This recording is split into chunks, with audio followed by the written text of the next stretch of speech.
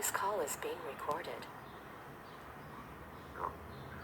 I didn't know you were born in 94. That's awesome. Yeah, 22. Oh my God. I'm just now looking at your chart right now. It's quite powerful. Like, damn. Not even sure where to begin right now, but we're going to have to start with that 12th house sun and the opposition. It's kind of like being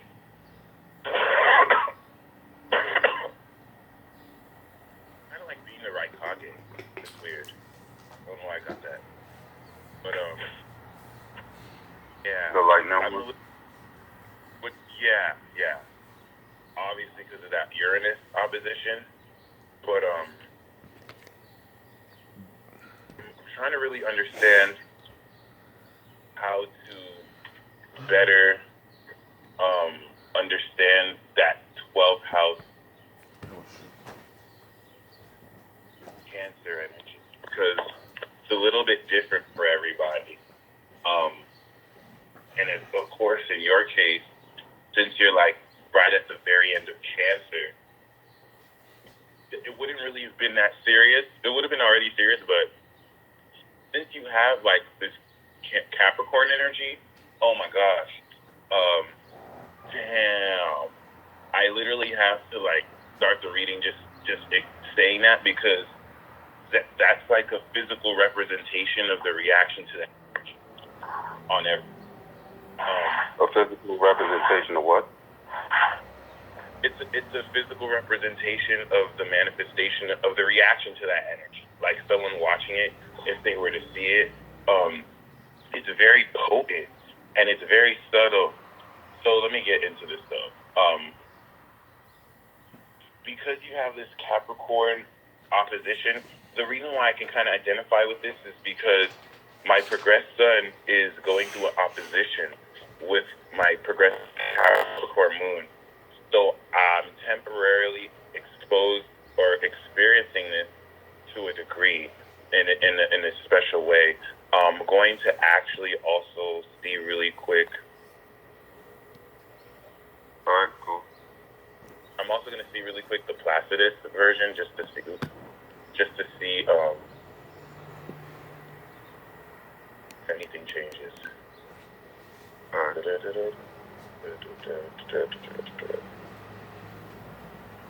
Okay, no, so yeah, you still have the 12,2006 gangster. Alright, so yeah, the reason why I was like, damn, it's kind of like, it sucks a little for me because there's no way I can interpret this chart for you like the textbook way. Okay, once I do 12th house, I have to channel. Like, I don't have a choice anymore. So if you get interference, if I need to like repeat anything, just let me know. But I don't think you'll get interference because you're very spiritually powerful. So 12th house Cancer. Yeah, channeling is good. Oh, nice. Appreciate that. 12th house Cancer sun. Because you're a Leo rising, is important as it has a lot to do with the awareness of people's hearts. Even though Cancer is all about sincerity, this is going to really, and emotions, right? This is going to have you see very keenly into the nature and spirituality of people's hearts, so that as you extend this out through your feelings, it's a little bit complicated because certain things don't necessarily apply as much anymore. Like Capri, you're still gonna have the control over your feelings with that Capricorn moon. But what actually goes on is that, given your awareness that will sometimes supersede your own consciousness, with the 12th house effect having to veil you. And this veiling is only going to last until after Saturn goes over your moon and opposes your sun. But this is actually going to have you subconsciously control the actions of people around you through their feelings. This happens at such a macro level it may be hard to catch. Isis is like right on your 10th house cusp. Like there's your MC in the 9th where there's more in what's on the 10th house cusp? Say it again. What? ISIS? Your MC is in the 9th house in Aries, 21 degrees on a Moor. But your Isis is 4 degrees. Your 10th house. The goddess from Egypt. That being? Yep. That one? Right next to Lilith and Alice. So she's not even alone. Like you got a legion of goddesses that are just like rocking with you. That's what that means. Like whenever, like I have Osiris on my 10th house cusp. You have Osiris with Merlin and Saturn in your 8th. So when I see stuff like this, like all your planets are rocking with other planets and orbs. Like seriously, like it's rare that I see charts like this, but when I do, it lets me know that this person is like a god in a human body whose spirit guides are other gods and goddesses. So I was told by somebody else that I was a god, and like they weren't even an astrologer. Somebody told me like that I was like Zeus when I was in high school, and it was just weird. Well, Zeus makes a direct opposition to Isis in your chart. Well, that's not correct to say. I'm mistaking Zeus for Jupiter, but Jupiter does make a direct opposition. And you are in North Node in Scorpio. So with Pluto there, you're on a secret destiny mission. Whenever you kind of have nodes and energy in like the 8, because you have 8, 12, and 4. So I look at your 9th, it's empty, other than like the asteroids, which count. And your 10th doesn't have any personals. And the only personals you have are like Mars. And what the fuck? Like you have Mars on Cupid. I have to break Mars next to Cupid, and you have it next to Vesta. And then you have Ceres next to Mercury. Your moon is chilling with Uranus and Neptune. And then you have Pluto in the same with Jupiter, and then Chiron with Venus. So you have that healing heart and that true love vibe, only in Virgo, which we're going to talk about the challenges of it being opposite Saturn. A large part of this destiny path is going to really unveil for you because the North Node is finally transiting your first, and it's preparing you for when it goes back in Cancer and it goes over your Sun, because now you'll be of age. But your destiny path has to do with restoring the ancient family knowledge, okay? Because you're a Cancer, you actually did have a past life. I think you decided to come back 1-2. Like normally when I talk to most gods, this is usually their early life. Like they usually came from the ethers, and then they're like, I'm gonna have a human body. But for you, it's a little bit different. I think you decided to do this twofold. Maybe I would say last lifetime you were a Capricorn, Taurus, or Scorpio. I think maybe last lifetime you didn't even have corporeal form, but you did some type of work in this realm, and this involved very powerfully, because South Node in the 10th house means you've already succeeded before. Like my manager is a South Node 10th house Capricorn. That's why she's so amazing. Like in this lifetime, she has to learn the Cancer duties of like being more in the family, but all she does is work. And she is a Capricorn too. So you have the North Node in Scorpio, which has a lot to do with, you were already that billionaire, stable, banker, let's say. And now you're taking that consciousness of success and opening up a greater realm for families. But that's really just the cover, because what you're really meant to do is uncover the true secrets and mysteries of the occult. And they would say that's 8th house, but 4th house Scorpio is really more that, because you now have a foundation to uncover, not only with Pluto that's going to transform it up, but Jupiter will expand that which you find. So what this does, because all this information is in the DNA of other people, when you're in someone's presence, their energy starts telling you relevant data.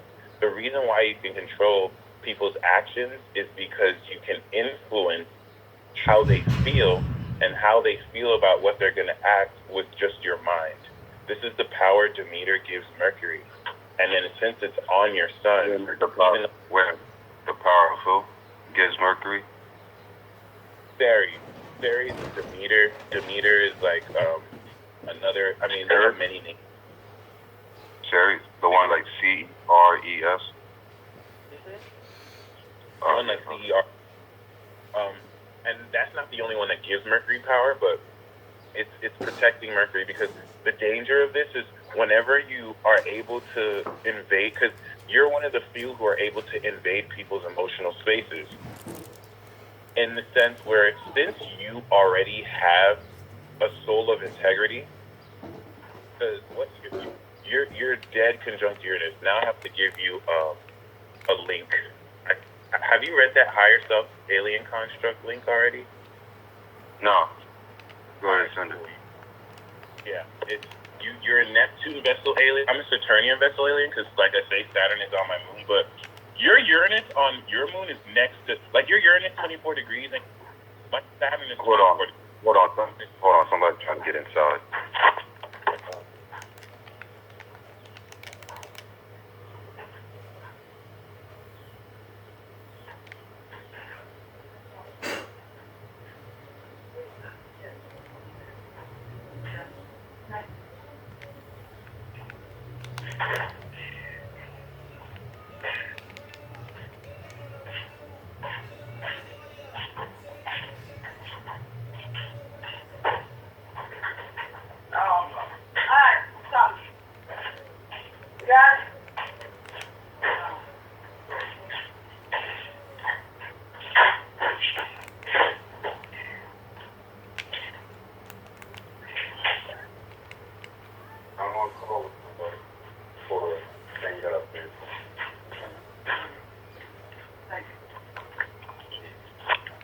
My bad. Go on. So I sent to your message the excerpts for the Uranus and the Neptune vessels. Your moon and Uranus is dead conjunct my Saturn, and then my moon is 23 degrees. So this is what's helping me channel a lot of this as well. Like, our souls are basically like next to each other. But you are a direct vessel of Uranus, and I'm a direct vessel of Saturn. But then Neptune is, you're also a Neptune head too. And what this does, I have this in the 8th, but in the 6th house, this is going to take everything you're aware of in your own world, and it's going to crystallize this out and manifest this into reality through your soul projection.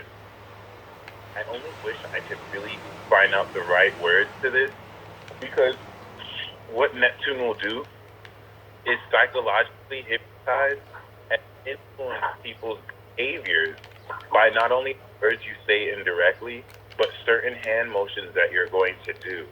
Like, a lot of these commands you give to people on a mental level, they don't even have to be necessarily spoken.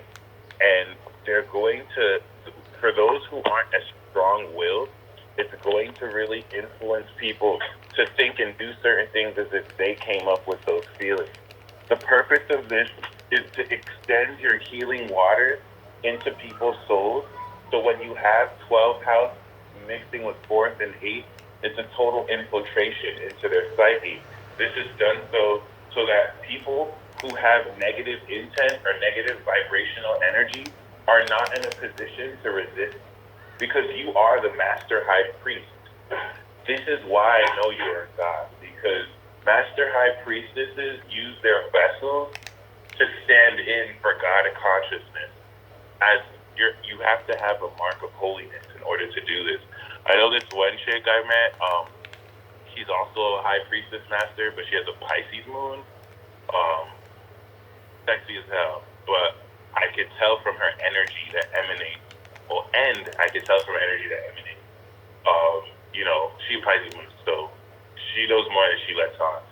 You with the Capricorn moon, though, this opposition, I don't talk about it a lot, because I talk more about new moon babies, but full moon energy is the completion. Like, I'm on a full moon cycle, I progressed. The reason why I'm successful right now is because the Capricorn moon is finally opposite my progressed Cancer.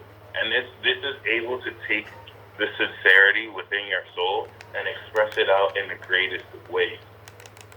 Uranus especially is going to really make you weird and strange, and it's important for you to embrace that because you're meant to incorporate elements of who you are in your lifestyle in ways no one else has ever done before.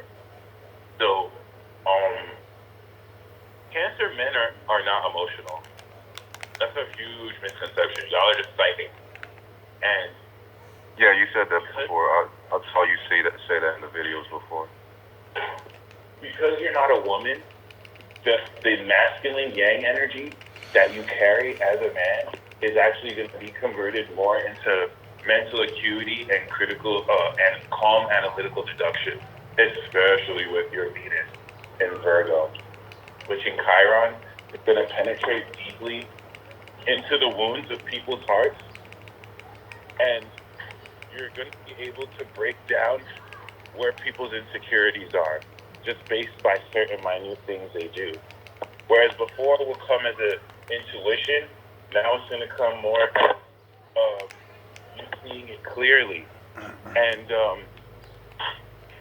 this is healing from a deep wound, maybe from early childhood. It's not always the wound, but in your case, since Venus is involved, this can make you very heartless.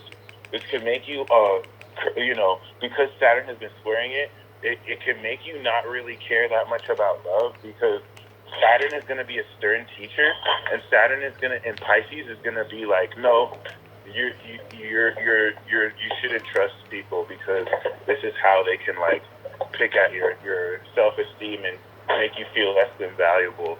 And I think the good thing is that even though Chiron in the second, this is something that Karen has.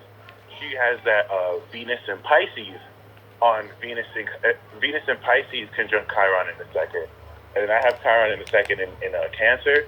It's where like we're just going to be more, and you especially since it's in Virgo, you may be very critical about all the ways you're either not good enough or all the ways that you may not have the best, confidence or courage or self-esteem. At this point in the game, though, that's all arbitrary because you know your power, but it's still going to be triggered, especially since you're a Cancer, by that Saturn opposition, which is not easy. And this is anytime you try and trust someone in love, there will be mad insecurity. But yeah, I can see that about myself. Well, the thing is, though, they're not necessarily always yours because in order for you to filter what other people's insecurities are, you have to feel them. And sometimes, because your calibration is so on point, it has to filter through your own experiences, and you can sometimes think it's you that's feeling that. And now this is where such a strong ability can now work against you because your power is so like the ability. I always say that it's kind of I always say that's kind of messed up because Cancer has to feel the feelings of others wherever they go. But that's actually like a super ability power. Like that's actually good. That's actually supreme because now you know how people feel. Something that people hide very expertly.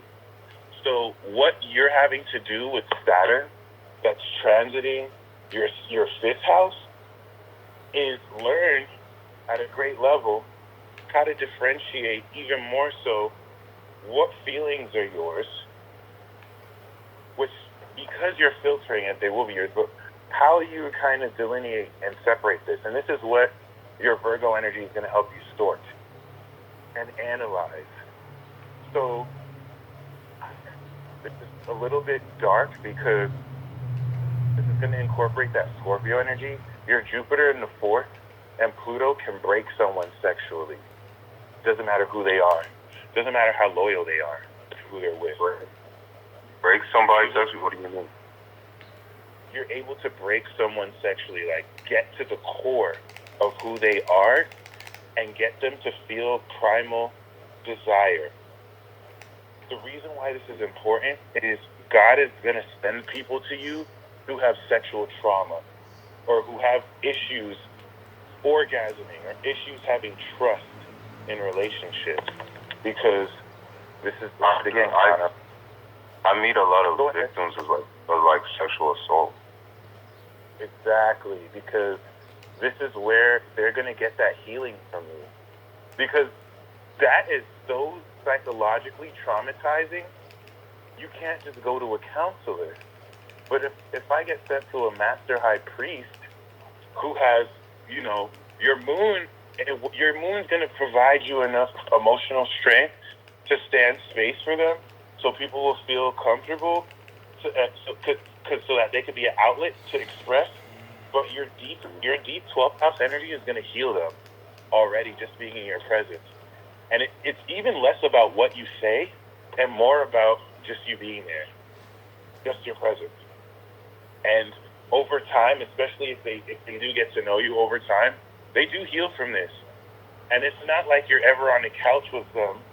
That's the whole indirect nature of the 12th house. This is what I was saying, like, your power is so indirect. Like, it's not even just getting people to do things, because cardinal signs are always about the height of influence and power.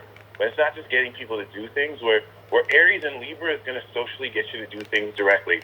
Capricorn and Cancer is going to make you want to do it because they made you feel like it's worth it. But yours is on a whole nother level. Like, the only reason why you're in a like temporary period of like stuckness, seemingly, it's like when you play Pokemon and you maxed up your level before you got to the next cutscene. So you kind of put in some extra hard work, obviously with your Cat Moon, and you reached a level of your spiritual ability and path that you were not supposed to attain before your Saturn return. So now the universe is like, damn, you have to wait. Like, you have to. There's certain things that you are going to experience, but you've already like kind of experienced at a younger age, and there's really no more lessons for you to learn until the reason why you have to wait until your Saturn return is because you feel that electricity, you feel that enormous inner power that is budding and that is growing so that you can kind of gain more control over. It's not really like a transformation state because I have this in the 8th as a Gemini, my spirit is too weak. Like Gemini is your sun is your spirit. So mutable sign sun, they're weak. We're magical, but we trade our power for magic. So we're weak. The power comes in the cardinal. Because my spirit's too weak, if I were to harness that power, it could kill me. So I have to go into a transformation state where I give myself over to let it control. But you're powerful enough to actually balance both poles. So really, more so, it's not so much that you would lose control of the state. It's just more so maybe people around you. If you were to get angry, if you were to release certain parts of your energy, someone next to you can faint. Shoot, even me, if I was in your presence, I could start to get lightheaded. And it's stuff like this with the Saturn return that will help you at a much greater level control the effects and influence of your power. Also, because you have Pluto on your North Node, my see that you see panel. She's also 494. She has a similar placement to you as well, like the North Node Scorpio. My sister. Oh, your sister. Yeah. So. Oh, true. Pluto North nodes will like absolve people's destiny paths. And you're a high priest, so think about this. When people go do confessionals, let me even give you context. So this works for me. That's why I was like, yes, I'm glad I'm speaking to you today and not yesterday. Because like, yeah, you're paying me for reading, and I hope I'm giving you a good one. It's just, here's an example of your power. Like, just the fact that I'm exchanging energy with you, this is going to be more potent because our soul's already next, so I'm going to get it directly. But my energy is being worked on all levels, and my karma is being transformed. So your karma being what? My karma is being transformed. With Pluto on your North Node, and then also with Jupiter, it's a judger of intent. It's like being those angels with the scale, and you come across so many people. So people who have negative intent towards you, and this is the occult nature of the fourth house, the seat of the soul. You at a very deep level are going to know what someone's intentions are and what they feel. This isn't going to be in your face. So it's like a faint trust that if you don't trust can blow up in your face because you're not supposed to have any proof or evidence of. It's the supreme nature of your emotional awareness of something that's so deeply hidden subconsciously, even that person may not know. This is why there's not going to be evidence of it. This is so that when you start dealing with demons and devils within people, you can slay them before they're able to get at you. And this Pluto North Node, if I had any ill intent, if I had any bad intentions, it would judge me at a deep soul level, and I might lose access to my powers. I might die, as opposed to if not, Jupiter's next to there, and it's like, okay, let's bless them. So that's not even the main mission, because your main mission, remember, has a lot more to do with taking the manifestation of what you succeed with in this life and hooking up your family. That's North Node in the fourth house in a nutshell, but ultimately, it's beyond your family, and it's really opening a portal so that the ancient souls and the ancient gods and goddesses can be resurrected through. So that, but this is what I meant to say before, but I didn't. It's not really so that you could even lead people to a new place. Like, you're going to make so much stunning realizations. You're going to discover things that scientists wish that they could discover. But your spirit is like, this ain't for the human populace. I didn't do this for y'all. Hell no, I came back on my own mission. This is where your 11th house energy comes in Gemini. Like, there'll be some people, let's say you create an organization or something, there'll be some people that you fill in to this stuff, you know, but it's not, you want to think that what you kind of uncover is not for the world. It's not, that's why I was like, you don't have any ninth house, you don't have any personal planets to the 10th, which means if you want to give it to the world, you can. But see how the power is in your hands, and it's not like you have to. In fact, MC in the ninth with Amor and I'm not sure if it's Cupid, but whatever else asteroid that was, that's very powerful, because similar to where my MC's in the ninth in Aquarius, where I have to teach cosmic knowledge, you really give people, by leading from example, a direct understanding of how to be who they are.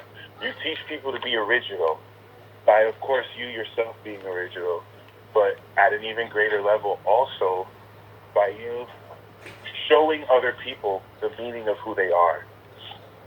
And this can be done through reflection, because what's opposite this? Libra in the third, and it has a lot to do with balancing out what other people say with what you say. You know, being able to express the meaning of who you are through your language and attitude that balances others. Although as a Cancer, it ends up trolling people, because this is going to draw out subconsciously the darkness in their souls. This is where certain things I'm going to say will contradict, because everyone has certain levels of darkness, and not everyone's dark sides get along. So the reason why it's hard for me to pinpoint most of these in words, you're not like a sixth house sun. And that's why I'm happy it's not in a ring, but there's a certain level of revelation that I can get to, because the whole nature of the 12th and 8th house in and of themselves are hidden and occult, to where once I bring information out into light, it starts to change things. The most I can do is just give you context clues, and since you're already in those houses, you already know, but it's important to kind of just highlight certain things. So this is where we get Saturn in the 8th, which is going to protect you and protect your interests, but also attract people who can trust you with certain divine secrets. What constitutes a divine secret is a secret that transcends that person's understanding, but they still key you into, because it's like you're using their vessel to channel information. And with Aquarius as your 7th house cusp, this allows you to interact with the higher selves of other people.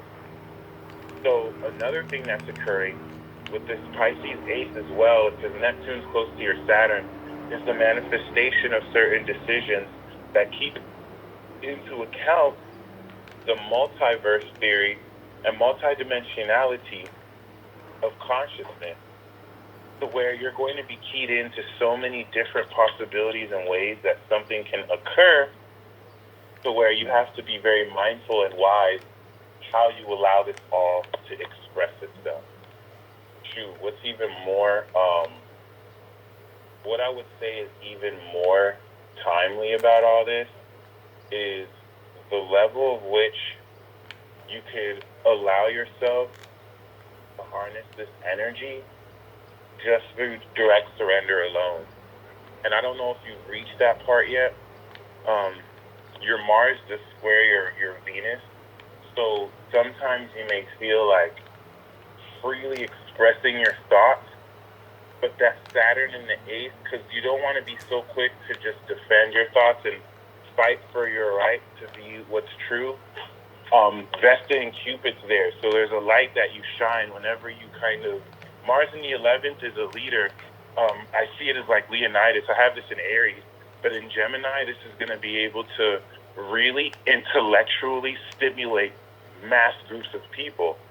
Saturn and Venus as a T-square is going to be like, slow your roll, though, because that information in the wrong hands is going to be used to twist against you.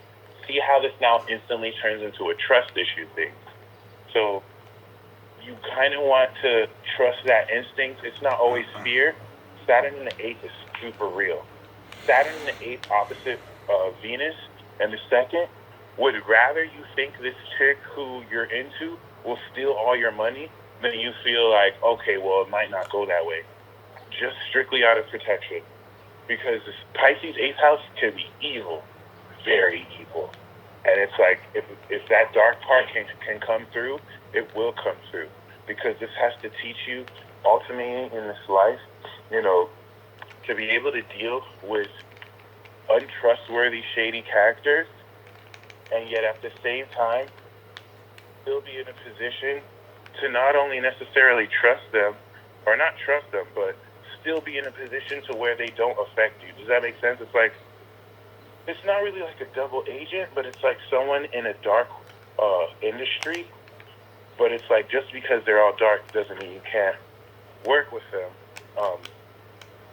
It's like having to gain the respect of untrustworthy people, not by even being untrustworthy, because that's the whole point. You're not going to stoop to their level, but just by showing them that you're too wise for all their tricks or that deception. And yet at the same time, that really puts you at a risk to really, in order to kind of activate more of the psychic energy, you have to be in that 8th, 12th house position where you can surrender to nothing but your own instinct and guidance. Now, the good news is you're super psychic, so ain't nobody touching you. But it's just these growing pains first. It's just having to go through that trial and error. Trust me, though, once you get your Saturn return, it's a wrap. And most people have to wait 2 Saturn returns to really reach this. So I said that you plateaued, but that doesn't mean you're still not going through any realizations. You're still, of course, like, evolving. But just like, there will be that feeling of like, there's more I can gain, and there's way more. There's no limit. It's just any delays on this spiritual progress, because you'll get spiritual progress, but there's that next level that you know you can grasp, right? Which I have to tell you now, such mastery in the 12th house doesn't make you only a god, which is just a title at the end of the day, but like, it imbues you with supernatural energy and power. So there is a level of awareness to where people's feelings speak to you. And you're not necessarily, like, I'm talking to you right now, but my dark side could be having a totally different combo with you. Because now you're shining a light to the deeper level of my feelings. And it's like being polarized to where you see the yang, the outward expression, but this 12th house Cancer lets you see the yin world of other people. Are you familiar with that one Naruto episode where, like, Sasuke was about to fight Naruto the first time, and then he looked inside and he was face to face with the tailed beast, and then he just kind of like the. When the brown haired guy, when Yamato was with him. Yeah, I think it. Well, I remember. No. Good question. When he had the bubbly fox and he squished it. Yes. Yes. Yeah, I saw that. Your chart is like Sasuke, like that. He was able to use his eyes to see into the yin world of Naruto, which is just an illusion. Like he was able to see the inner energy, but you can go into people's inner world at will. And this is what I was trying to say. Like that's illegal. Like spiritually, that's not cool. Like that's someone's private world. But there's certain beings who have the permission to just totally do that. Number one, your soul is so full of integrity. It's not even like you would really desire to do something that will mess someone up. And then you kind of have this ability because you're one of the originators of it. So, I mean, who's going to tell you not to do it? But it's something to keep in mind because you can go deep in there and then control what people will do from there. Whisper suggestions. Someone who's strong-willed is not going to work to. But majority of people, it can disarm stuff from even happening. It could cause people to heal from traumatic sexual experiences or to stop people from even killing themselves.